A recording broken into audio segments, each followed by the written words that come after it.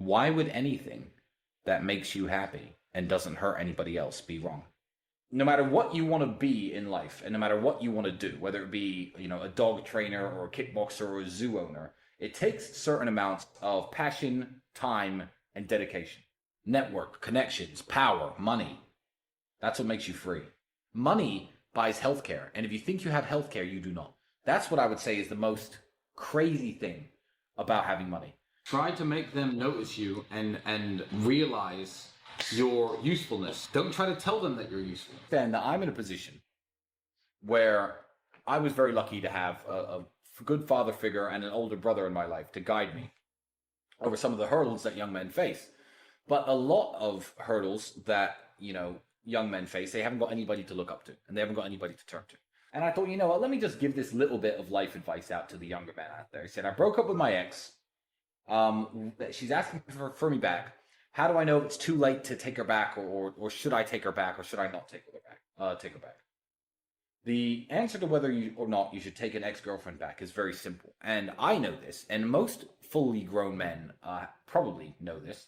But for the younger guys out there, let me explain to you exactly what it is.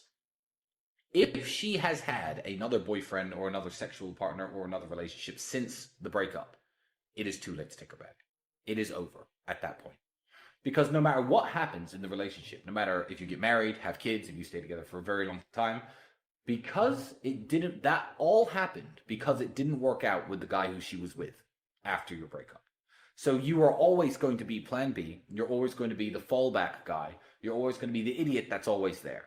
So if she's had a week or two and, hung out with her girlfriends and cried into her pillow, by all means, take her back. The moment there's been another guy in the scene at all, she's only interested in taking you back and getting back with you because it didn't work out with him. So don't let yourself be played like that. Yeah, don't be second place to anybody.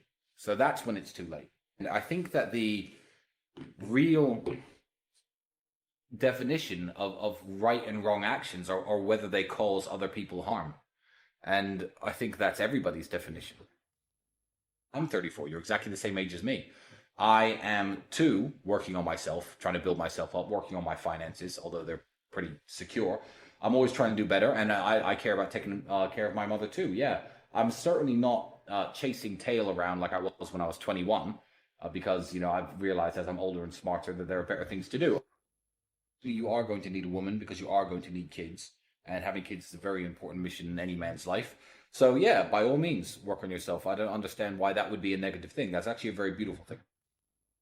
Being truly honest, living only for yourself and not taking the time and the financial commitment it takes, the time commitment it takes to procreate, I think would be an ultimately very unhappy life. Shared blood is the best, it's the best way of securing loyalty. So as a man who's building an empire, I don't see how I could continue my life if I was not trying to procreate and have children. But yeah, having a daughter and being a father it's absolutely wonderful. No 22-year-old should be on any kind of steroid. I can see cases for testosterone replacement therapy for people in their upwards of 40, maybe late 30s. I could see the case for that, for upping your testosterone level, trying to get your energy levels back to when you were much younger. Do you exercise regularly? Do you eat right? How much alcohol do you drink? Do you smoke? Why don't you look at what testosterone is? Look at your current life and and your current habits, and try to up your testosterone level naturally. There's no excuse to be injecting anything into your arms at this age. I think that's really pathetic. I believe that the time to get wealthy in an easy and a quick way has run out already. I'm going to tell you why. We've all heard of the gold rush, haven't we?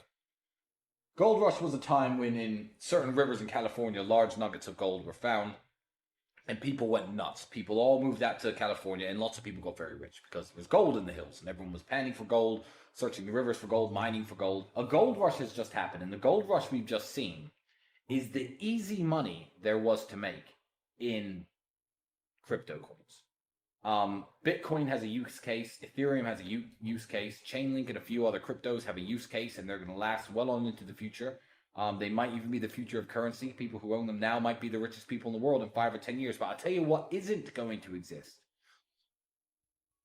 Pump and dump crypto nonsense coins that kids can buy for a few $1,000s and become millionaires overnight. The time of easy money is over. The gold rush is over. There's no more easy money in the way there used to be. There's no way you're going to draw a little pixelated picture of a monkey or a banana or a pig or a ninja and sell it for $600,000 anymore. The NFT craze is over. That goes to show that the easy money days in crypto are completely over. So getting wealthy is possible. It's always been possible. And during the worst recessions in the world, people have made money.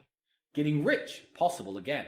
But it's going to take a lot more hard work than it's ever taken before. The days of the free money on the internet have ended absolutely. You eat McDonald's every day. You know not to do that. So you're trying to get into the specifics without covering the basics. You know what I mean? It's like when people care about fitness, is like, okay, what's the exact correct technique to lift this and lift that? People who don't train at all, just go running and do some push-ups. Everyone knows like the answers. Step one, stop eating McDonald's every day. Yeah. Like that. Once you do that, worry more about the exact specifics of what you're eating and what you're not.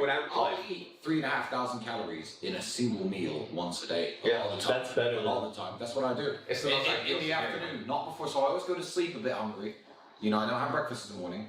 I don't even realize I do it. It's how I live.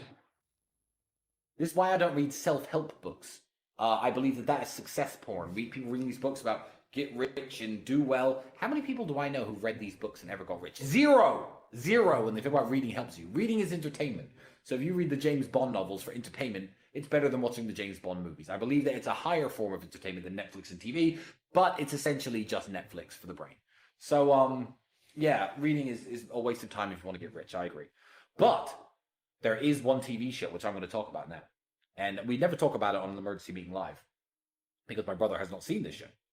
But I was at somebody's house about 4 years ago, and I watched episode 1 of a show which has 11 series to it.